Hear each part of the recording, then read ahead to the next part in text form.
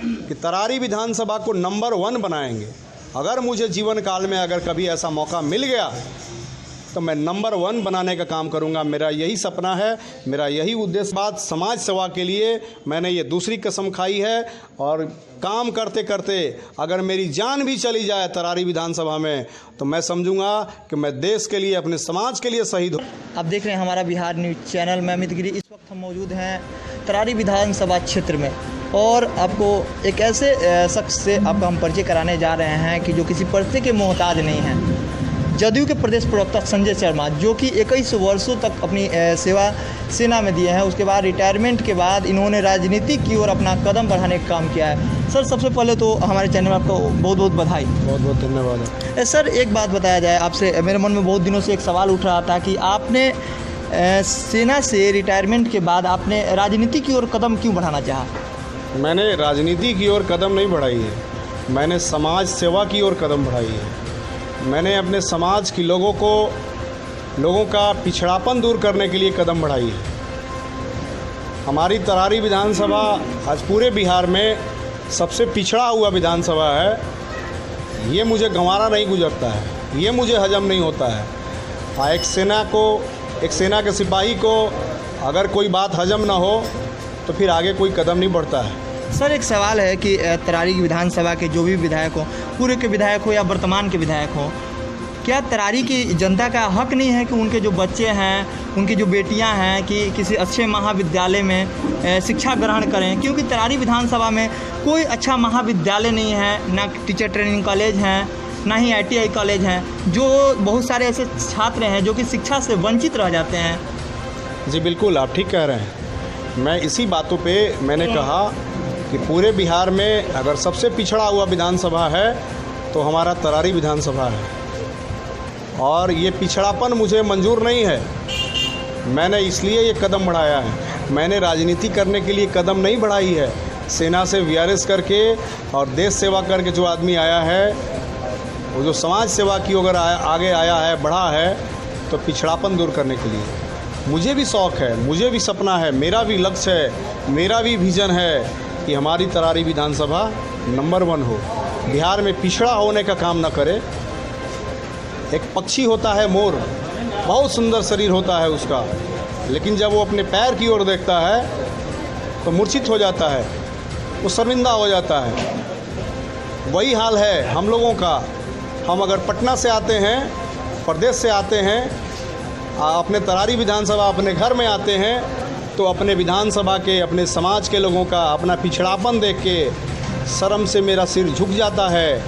यहाँ के जितने भी माननीय रहे हैं लगातार, उन्होंने घिनौना मजाक किया है हमारे समाज के लोगों के साथ। बहुत सारे ऐसे लोग हैं जो कि इंदिरा आवास हो या अभी हमारे प्रधानमंत्री नरेंद्र मोदी और हमारे मुख्यमंत्री नीतीश कुमार के द्वारा बहुत सारी योजनाएं चलाई रही, जैसे में कि नवंबर माह तक 5-5 किलो प्रत्येक लोगों के बीच राशन वितरण करना था।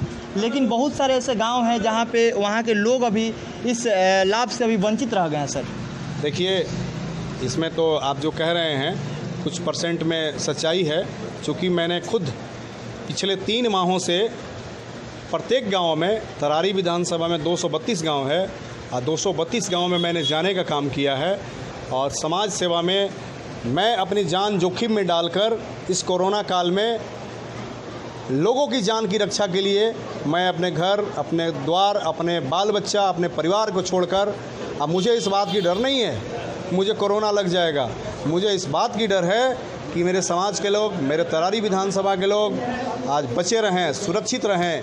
ये मैंने उद्देश्य लेके मैं 3 महीनों से लगातार 232 गांव का दौरा किया और सभी गांव में जाके मास्क लोगों को पहनाने का काम किया, लोगों को सैनिटाइज किया, सैनिटाइज़र देने का काम किया, लोगों को थर्मल स्क्रीनिंग देने का काम करने का काम किया, लोगों को कोरोना से बचाव के लिए नुस्खे बताए, उनको संबोधित किए।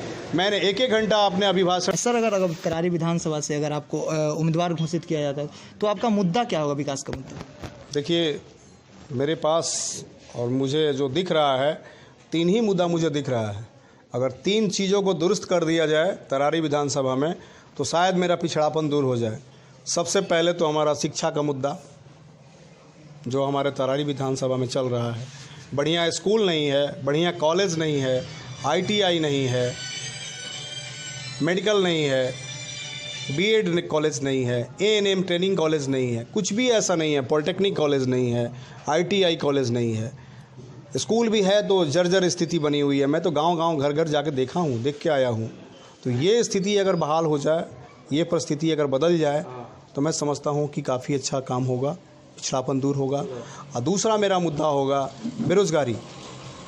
बेरोज़गारी अगर दूर हो जाए मेरे नौजवानों का, अगर जो हमारे प्रवासी थे जिनको कहा गया है इस कोरोना काल में आए हैं बाहर में रह के, अगर उनके लिए हम लोग प्रयास करके, हमारी सरकार भी प्रयास कर रही है, हमारी माननीय नीतीश कुमार जी भी आह्वान उन्होंने किया है, कहा है उन्होंने कि हम प्रयास कर रहे हैं कि हम जितने भी विधानसभा है बिहार में अपने अपने जनप्रतिनिधियों को, अपने अपने लोगों को कहे हैं कि आप लोग चिन्हित कीजिए, अपने अपने लोगों को बोलिए जो फैक्ट्री वाले हैं बाहर में चला रहे हैं वो हमारे विधानसभा में आए।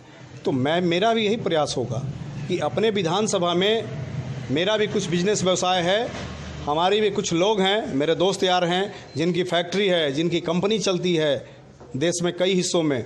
मैं उनसे भी अपील करूंगा और भी लोगों से अपील करूंगा कि आपको मैं ज़मीन देता हूं तरारी विधानसभा के अंदर और आप अपनी कंपनी, अपनी फैक्ट्री का निर्माण तरारी विधानसभा में कराइए, ताकि हमारे लोगों का बेरोज़गारी दूर हो सके। सर, अपने आप को आप तरारी इसके विधानसभा बाद मेरा तीसरा मुद्दा जान लीजिए आप। तीसरा आपने नहीं जाना। तीसरा मुद्दा मेरा ये होगा स्वास्थ्य पे।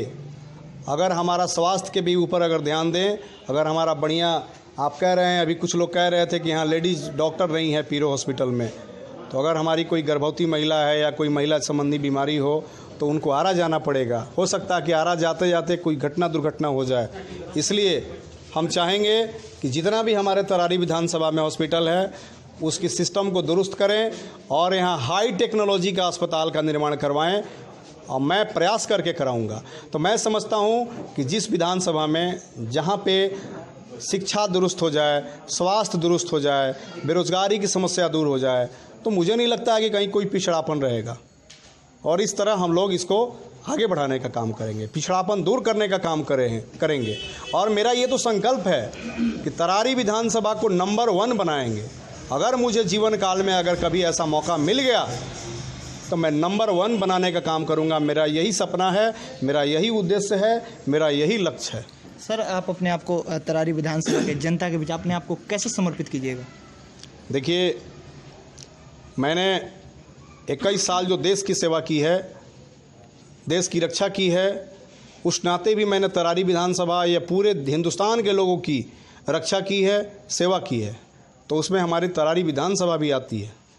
तो इस नाते मैं आपको बताना चाहूँगा कि मैंने एक कसम खाई थी फौज में जाने के समय कि मैं अपने देश की एकता, अखंडता को बरकरार रखने के लिए मेरी जान भी अगर चली जाए तो मैं परवाह नहीं करूँगा। वैसे ही मैंने अपने समाज के लोगों के सामने, अपने तरारी विधानसभा के लोगों के समक्ष मैंने दूसरी कसम खाने का काम किया है कि मैं अपने आप को, मेरा जो भी शरीर है, मेरा जो भी पहुंच पावर है, मेरा जो भी समर्थ है, अगर तरारी विधानसभा के लोगों के लिए है, मैंने अपने शरीर को, अपने नाम को तरारी विधानसभा के लोगों को समर्पित कर दिया है, पूरे तन मन से समर्पित कर दिया हूं। और ये मैंने दूसरी कसम खाई है, देश सेवा के बाद समाज सेवा के लिए मैंने ये दूसरी कसम खाई है। और काम करते करते अगर मेरी जान भी चली जाए तरारी विधानसभा में तो मैं समझूंगा कि मैं देश के लिए, अपने समाज के लिए शहीद हो गया हूँ। मेरे लिए गौरव की बात होगी और मेरा सीना चौड़ा हो जाएगा, मेरे कुल, मेरे समाज के लिए गौरवान्वित की बात होगी।